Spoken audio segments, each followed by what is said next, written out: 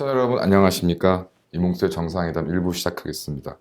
이 이제 방송이 나가게는 날은 이제 운동의 날인데요. 아마 운동회 끝나고 뭐 보시게 되려는지 해서 여러 가지로 좀 어려운 상황에서 정말 거의 처음으로 이제 뭐 예전에 이제 앵그리블루 집회 이후에 정말 많은 분들이 모이셔가지고 함께하는 시간이 되어서 즐거운 시간을 보내셨을 것이다. 의미 있는 시간을 보내셨을 거라 생각이 좀 듭니다. 일부에서는 이제 그 지난주에 이어서 이제 중공의 이 전쟁 책동과 관련해서 그간 참 이해하기 어려웠던 이제 중공의 작태들이 이제 그래도 어떤 전쟁 준비, 전쟁에 대해 관한 것이라는 내용이 되면은 좀 그래도 납득이 좀 된다. 왜 중공이 그 난리를 치고 억지를 부리고 강짜를 보였는지가 설명이 된다라는 이제 내용으로 좀 설명을 드리게 하겠습니다. 다들 뭐 기억 생생하게 하시겠습니다만은 뭐 중공이 이제 나름 이제 2008년 이제 글로벌 금융 위기 이후에 또 베이징 올림픽 개최를 전후해서 특히 이제 그 성화 봉송을 이제 서울 한복판에서 하게 되었는데 그때 이제 그 중공에 반대하는 이제 이런 일부 이제 중국 시민들이 어떤 항의를 하자 그 성화 봉송에 참여한다는 명분으로 특히 이제 중공 대학생들 위주로 된 이제 청년들이 집단으로 린치, 한국 경찰이 지켜보는 가운데 이제 집단으로 린치하는 사건이 저도 아주 인상적이었고요. 아마 그것을 기점으로 해서 이제 중공이 이제 자신의 원래 가지고 있던 이제 본색을 이제 드러내기 시작했고, 특히 이제 그 박근혜 정부 때 하여튼 여러 가지 논란과 뭐 괜한 이제 쓸데없는 이제 우여곡절 끝에 뭐 결과적으로 이제 우리나라에 사드가 배치되었는데 이를 이유로 이제 롯데를 비롯한 한국 기업에 대한 대대적인 보복이 있었습니다.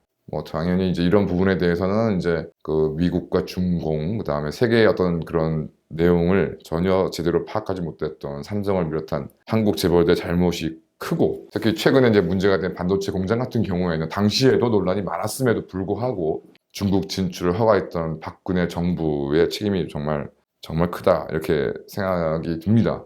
어쨌든 사드에 관해서 여러 가지 논란이 있지만 근데 돌이켜보면 도대체 왜 중공이 이토록 한국을 완전히 적대시해서 지금 이제 그나마 어느 정도 반반 절반 정도였던 이제 중공에 대한 호감도가 이제 급격히 하락하고 이제 지금은 뭐 거의 북한을 뛰어넘을 정도로 한국 국민들한테 이제 반감을 주게 됐는데요. 이것이 뭐 이 정도까지 할 일인가? 아무리 뭐 자국 산업을 보호해야 하고 하는 이런 이유로 한국 기업들을 견제하고 탄압해야 될 이유는 있었다고 하지만 이 정도로까지 이렇게 난리를 칠 일인가에 대한 좀 의문이 있었습니다. 그와 함께 이제 그 한국 이른바 K-팝 포함한 한국 이제 컨텐츠에 대해서도 이제 대대적인 차단과 억압이 있었는데요. 그러다가 이제 뭐 한한령의 해제, 그러니까 한류를 제한한다는 한한령의 해제가 논의되고 있다는 내용이 이제 한국일보 등에서 이제 기사가 나왔습니다. 4월 24일자 기사, 한국일보 기사를 보면 이제 중국의 한한령 해제가 현실로 다가왔다.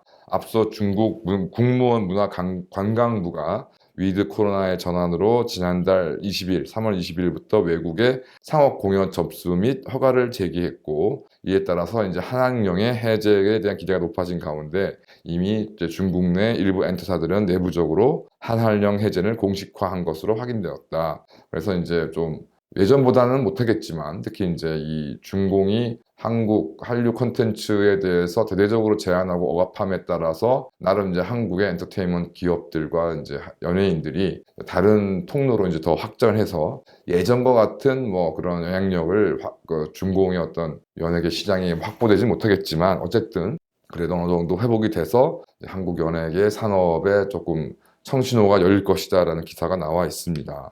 과연 그렇게 될까요? 그다음에 뭐 역사 왜곡 뭐 이제까지는 뭐 일본의 역사 왜곡을 가지고 난리를 쳤었는데 이제는 아예 역사 왜곡을 떠나서 이제 중공 같은 경우에는 뭐 고구려, 발해가 전부 이제 중국의 역사라고 주장하는 역사를 통째로 삼켜버리는 이른바 동북공정이 이제 본격화되고 있고, 그다음에 서해에서의 이제 중공 어선들의 난동은 뭐 이거는 언론의 스포트라이트와는 무관하게 정말 심각한 상황에 좀 이르고 있습니다. 또 하나 이제 아예 그러니까 남중국해 같은 경우에는 구단선이라는 정말 억지를 내세우면서 이제 베트남, 뭐 필리핀 이제 인접국과의 갈등이 높아지고 있고, 또 아직까지 서해에 대한 영해가, 중공과 대한민국 사이의 영해가 확정되지 못한 상태고, 뒤에 말씀드리겠지만 대만을 포함한 이제 대한민국의 방공식별 구역에 대한 침범도 이제는 더 이상 뉴스가 되지 않을 정도로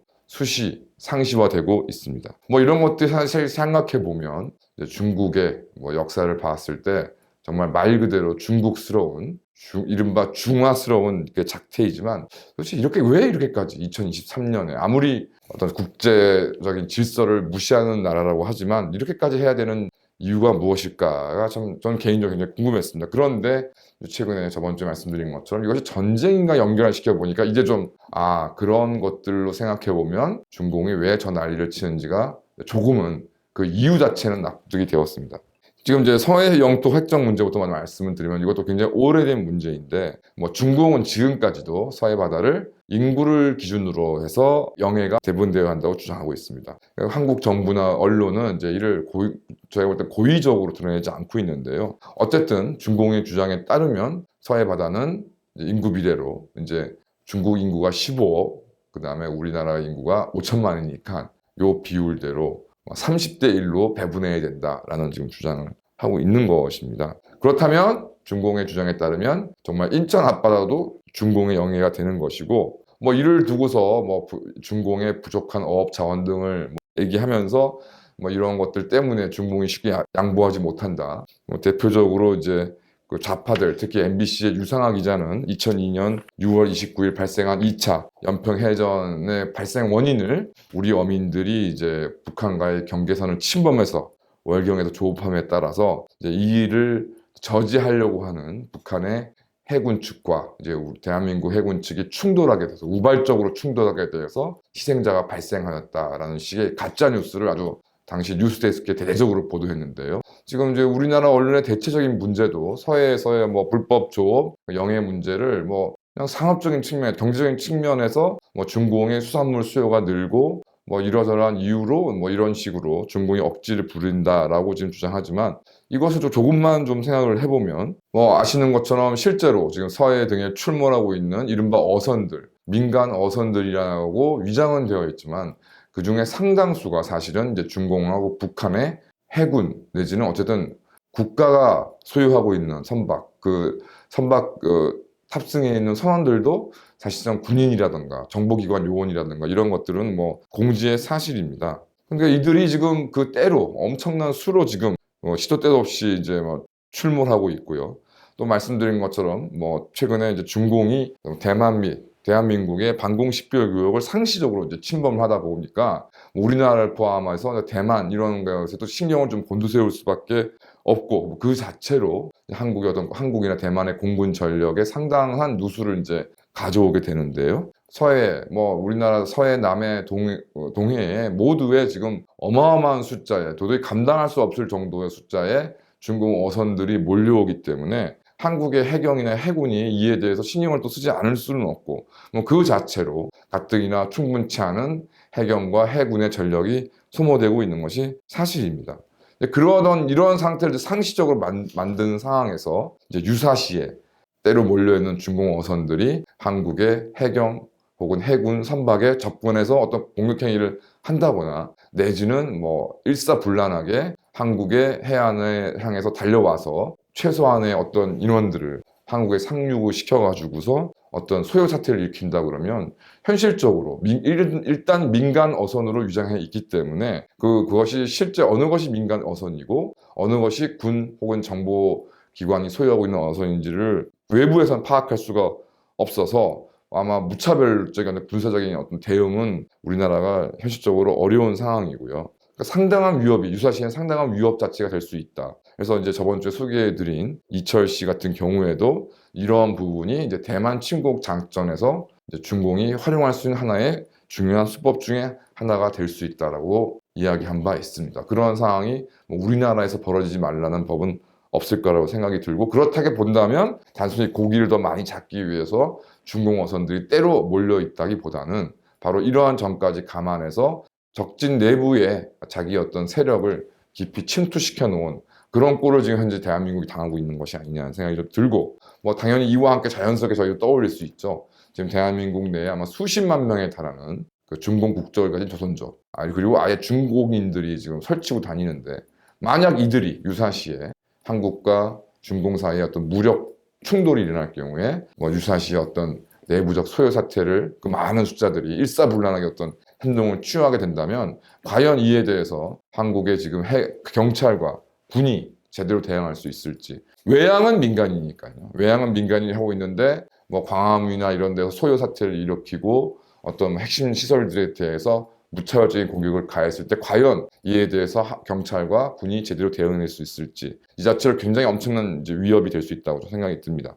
그다음에 이제 동북 공정 같은 경우에도 단순히 과거 역사를 왜곡해서 현재 뭐 영토를 지킨다기보다는 바로 한반도에 대한 군사 및 정치 개입의 중요한 명분으로 중공을 생각하고 있음이 드러났습니다. 그래서 트럼프 재임 시절에 시진핑이 트럼프를 만나서 한국은 역사적으로 중공의 영토였다, 중국의 영토였다고 이야기를 했던 상황인 것이죠. 그렇기 때문에 문재인 시절부터 노골화되고 있는 내정 간섭이 지금 되고 있고, 이런 것들은 바로 역사적인 어떤 부분들에 대한 그 주장이 단순히 역사 왜곡에 그치는 것이 아니라 대한민국에는 어떤 내부적인 분란을 야기시키고 중공 사람들한테는 중공군이 한반도에 개입해야 한다는 충분한 명분을 제공해 줄 수 있다라고 생각이 듭니다. 그 다음에 뭐 혐한형, 한한령 이런 것들은 결과적으로는 이 전쟁을 목도에 뒀을 때 당연히 상대방에 대한 적개심, 상대는 미개하다, 상대방은 우리를 침략하려고 한다,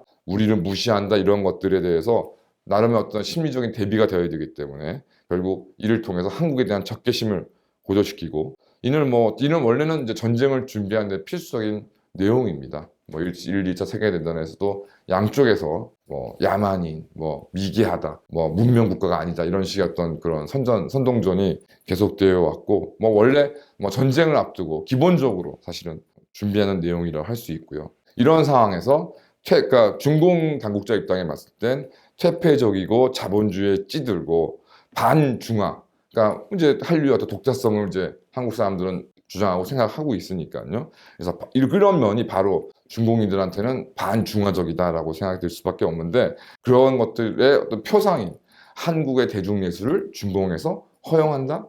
저는 좀 생각하기 어렵다고 생각이 들고, 제한을 좀 풀다 하더라도 극히 제한적일 수밖에 없는 중공으로서의 나름의 필연성이 있다. 전쟁이라는 것에 대한 계획이 있기 때문에. 또한 설사 허용한다 하더라도 이전에도 이제 중공에서 활동하던 한국 연예인들 내지는 이제 뭐 중국계 이런 외국 연예인들에 대해서 외국 연예인들이 뭐 1대1로를 지지한다는 등 하나의 중국을 지지한다는 등 아주 노골적인 친중 행태를 보인 적이 있는데, 이번에 만약에 이러저러한 이유로 한류에 대해서 조금 문호를 개방한다면 아마 더욱더 노골적인 친중 행태를 요구하게 되지 않을까 생각합니다. 우리의 입장에서 봤을 땐 바로 어떤 중공에서의 활동을 이유로 해서 중공의 잘못된 노선들에 대해 적극 협조하는 특히 한국 국적의 연예인들과 연예기획사는 국내에서도 퇴출되어야 되지 않나 생각을 합니다. 결과적으로 이제 중공이 원하는 것은 이제 무조건적인 대한민국의 투항, 굴종, 그리고 이것은 당연히 역사적으로는 중화사상이라는 정말 허황된 이데올로기의 발로일 뿐만 아니라 지금 2023년 현실적으로는 가시화되고 있는 군사적 충돌 혹은 국지전에 대비하는 것으로 저는 이해가 되고, 그렇게 본다면 저렇게 중공이 이러저러한 부분에 대해서 한국에 대한 말도 안 되는 정말 억지스럽고 황당한 이런 일들을 벌이는 것이 중공 입장에서는 좀 납득이 되는 측면이 있다는 것을 생각해 봅니다. 이러한 가운데 여러 가지로 뭐 실리론, 명분론 이런 얘기들이 많이 있습니다. 특히 이제 미일과의 군사적 동맹을 강화한 뭐 이런 문제들에 대해서 중도 성향 내지는 좌파 성향의 인사들은 이제 우리가 미중 패권에서 누구에게 붙을 것인가라는 문제로 치환을 시켜버리는 거죠. 그래서 근데 저는 문제는 70년간 우리 대한민국이 누려온 자유를 포기하고 중공 북한식의 전체주의 체제에서 과연 우리가 살을 해야 될 것인가, 어떤 그 일을 선택하는 이제 문제다. 그러면 뭐 이런 실리론 같은 경우는 뭐 경제적인 어떤 우리가 풍요는 유지해야 되지 않느냐라고 얘기하지만 과연 그것은 가능하겠느냐? 앞서 말씀드린 것처럼 역사적인 이데올로기도 있고, 그 다음에 이제 현실적으로 지금 닥쳐온 이런 전쟁, 무력 충돌에 대한 부분이 있기 때문에 한반도에서 어느 정도 힘을 갖는 정치 체제, 국가가 성립되지 않기를 간절히 원하고 있습니다. 그런데 중공은 또 한반도를 직접 점령하고 통치할 생각은 전혀 없는 것이죠. 그렇다면 중공한테는 두 가지 옵션이 있다고 생각이 듭니다. 홍콩식 괴뢰체제 혹은 북한의 적화통일. 문제는 홍콩이야 그래도 다수가 중국어를 쓰고 있는 중국계 시민들이 많이 있는 상황이니 이렇게 저렇게 괴를 내세워서 어떤 뭐 대리 통치가 가능하다고 한다면 뭐 수천 년간 뭐 그래도 상당히 뭐 비슷하지만 상당히 다른 역사와 문화를 가지고 있는 이 한국을 홍콩식 괴뢰 체제로 통치하는 것은 중공이 기대할 수 없다고 생각이 좀 들고요. 결과적으로 북한의 적화 통일을 지원하는 쪽으로 갈 수밖에 없는 상황이고 결국 우리가 중공과의 어떤 관계를 긍정적으로 생각했을 때 그 결론은 김정은 체제에서 대한민국 국민들이 살해한다는 결론을 밖에는 귀결되지 않습니다. 그러면 이런 문제에 대해서 과연 이게 진리 명분을 따지는 게 과연 무슨 의미가 있냐 좀 생각이 들고요. 또 하나 이제 인도, 튀르키, 이제 브라질 등이 이제 격화된 미러, 그다음에 미중 이 관계 속에서 이제 칠리 노선을 채택하고 있는데 우리도 이런 부분을 좀 고려해야 되는 것이 아니냐라는 이야기들이 있습니다. 그러나 뭐 다 대부분 쉽게 아실 겁니다. 인도 같은 나라, 뭐 우리나라하고 비교할 수 없을 정도로 독자적인 대륙이라고 부를 수 있는 어마어마한 영토와 어마어마한 자체 인구를 보유하고 있는 나라입니다. 더군다나 인도의 지리적 위치가 미국과 러시아, 미국과 중국이 아무리 충돌한다 하더라도 그 위치 자체가 그 충돌의 일선이 될 수가 없는 것이죠. 아시는 것처럼 인도와 중국 사이에는 히말라야 산맥이라는 정말 8,000m가 넘는 산들이 쭉 늘어서 있고 그걸 넘어서서 중국 쪽으로 가면 티베트 고원이라는 또 어마어마한 고지대가 형성되어 있습니다. 그러니까 이런 상황에서 중공이 인도로 쳐내려오기도 곤란하고 인도가 중국으로 쳐 올라간다는 것은 상상도 할 수 없는 상황이고 지리적 위치, 그렇기 때문에 지리적 위치가 미중, 미러가 직접 충돌할 수 있는 그런 위치하고는 너무나 거리가 먼 것이죠. 그러다 보니까 당연히 나라 크기도 큰 인도가 미국과 러시아, 미국과 중국 사이에서 이러저러한 재량권을 행사할 수 있는 것은 당연한 것이고 뭐 중공이나 미국도 인도한테 크게 기대한다기보다는 그저 어느 한쪽 편을 들지 않기만을 기대하고 있기 때문에 인도가 여러 가지 양다리 노선을 취할 수 있다고 좀 생각이 들고요. 튀르키예 같은 경우는 뭐 러시아와 서구가 이제 직접 맞붙는 곳이긴 하지만 예를 들어 러시아가 터키를 영향권에 둔다 하더라도 다시 이제 보스포러스 해협, 이스탄불이 위치해 있는 보스포러스 해협을 나오면 또 그리스, 그다음에 또 그걸 나와서 어떤 해상을 장악한다고 해도 동지중해, 또 그럼 동지중해에서 다시 또 서지중해를 나가서 프랑스나 이런 뭐 몰타나 이탈리아 이런 나라들이 있는 서지중해를 확보해야 결국 원하는 대서양으로의 통로로 나가는 것이기 때문에 러시아나 미국이나 마찬가지로 튀르키예라는 나라의 지정학적 위치는 너무 중요하지만 어차피 튀르키예를 손에 쥔다고 해서 러시아로 치고 들어간다거나 러시아가 치고 내려온다거나 이런 것들이 생각할 수 없기 때문에 결과적으로 튀르키예도 마찬가지로 그냥 중립만 지켜주면 서로 만족하는 그런 상황입니다. 그러니까 또 튀르키예는 튀르키예대로 여러 가지 좀 재량을 누릴 수 있는 것이고 브라질, 남미에 위치해 있는 브라질은 뭐 인도보다도 더욱더 지정학적으로는 북반구의 어떤 강대국들인 미러, 미중의 대립과는 전혀 상관이 없으니 당연히 브라질 입장에서도 이 양쪽의 어떤 줄을 선다는 것 자체가 뭐 어려운 일이 아닌 것이죠. 반면 한국 같은 경우에 특히 중공은 이제 미국과의 대결이 본격화되고 있는 상황에서 한반도의 미군 주둔은 더 이상 감내할 수 있는, 허용할 수 있는 일이 아니고 결과적으로 이제 핵심 동맹의 어떤 미국의 핵심 동맹이 일본의 전초의 기지로서의 이제 한반도에 이제 가치가 있는 것입니다. 그렇기 때문에 트럼프를 꼬드겨서 트럼프로 하여금 주한미군을 철수하도록 집요하게 설득 작업을 해왔고요. 여기에 대표님이 말씀하신 것처럼 한국에서 한반도에서 미군이 철수하게 되면 일본이 바로 일선에서 중공과 러시아를 상대하기 때문에 이것은 이제 일본의 그 자체로 너무 큰 부담이었기 때문에 주한미군 철수를 당시 일본 총리다 아베가 반대하고 있고 이러한 상황에서 이제 기시다 일본 총리와 윤석열 대통령의 이제 긴밀한 외교 관계가 지금 형성되고 있는 것도 가장 중요한 이유라고 생각합니다. 결과적으로 한국이 너무나 많이 몰린 급한 상황에서 이제 일본과의 관계 개선을 하다 보니 여러 가지 좀 비판할 수밖에 없는 점들이 사실은 뭐 있지만 그것을 이야기하기 위해서는 문재인이 5년 동안 너무나 그 외교 관계를 엉망진창으로 만들었기 때문에 또 어쩔 수 없이 감내해야 하는 부분도 있다고 생각합니다. 그러니까 앞서 말씀드린 것처럼 여러 가지 뭐 나라의 크기, 지정학적인 위치 이런 것들을 고려해 볼 때 대한민국이 인도나 튀르키예, 브라질처럼 뭐 미국과 중국, 미국과 러시아 사이에서 어떤 양쪽의 실리를, 그러니까 말 그대로 눈앞에 실리를 취한다는 건 사실상 불가능한 상황이라고 좀 들고요. 그래서 이들 나라를 보면서 어떤 대한민국의 미래를 모색하는 것보다는 정말 오랜 세월 동안 전쟁의 피해를 당하기도 하고 피하기 위해서 중립적인 노선 또는 소련과 러시아의 협력적이었던 스웨덴과 핀란드가 2022년 3년에 러시아 우크라이나 전쟁을 보면서 나토에 가입하려고 중립을 포기하고 나토에 가입하려고 하고 실제 핀란드는 나토 가입이 허용된 상황이고 왜 저 두 나라들 러시아와 굉장히 인접해서 어찌 보면 군사적인 위협을 당하고 있고 그걸 위해서 오랜 역사적인 경험 속에서 중립적인 노선을 취해서 나토에 가입하지 않았던 스웨덴과 핀란드가 왜 지금 이 마당에 나토에 가입하려고 하는지를 대한민국은 더 좀 유심히 지켜봐야 한다고 생각합니다.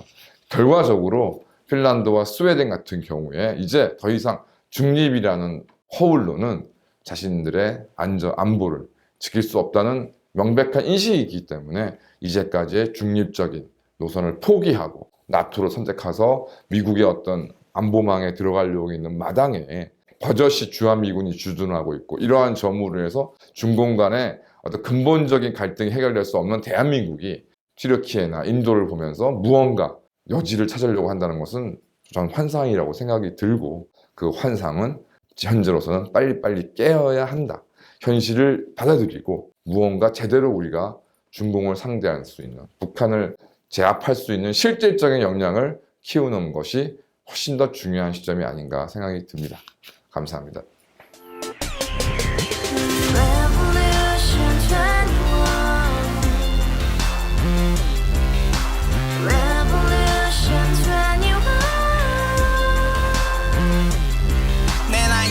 월세 30 코인빚만 300 서울에 온 지 벌써 10년 아둥바둥 버텼지만 여전히 난 반지 하에 제왕 곰팡이 연문제약 내비랭 깡통 망통 완전히 폭망 구시원 창문만큼 작아진 내 꿈 연애 결혼 내 집 모든 게 헛꿈 1년 전 떠난 여친 울며 말했지 같이 써봤자 평생 가본 게 꼭꼭꼭하지 가바후스 700 나도 소유주 가바후스 700 나의 소주 택시기사 우라부지 마트 캐셔 울어무니 우리 집안 다 털어봤자 후줄 그래 개선민 내 미래 거기서 팍 끝난 거지 팍 더 이상 노력 따윈 괴물이 스펙 찾아서 말리 비오는 날 알바 잘려 맨날 학원 날 개쳐 발려 밤비 내리는 양화대교 홀로 걷고 있을 때 현수막에 아로 새겨진 평당 700짜리 아파트 다 같이 소리 질러 혁명 21 가바후스 700 나도 소유주 가바후스 700 나의 소주 You and I, we live together in the house, brand new day, and your dream had just begun. Revolution 21, only hope and happiness. 너의 곁에 내가 영원히 함께. 지금까지 정치인들 입만 열면 찝찝찝 개소리 멍멍멍 쳤다 하면 뻥 잘난 부모 만나 잘난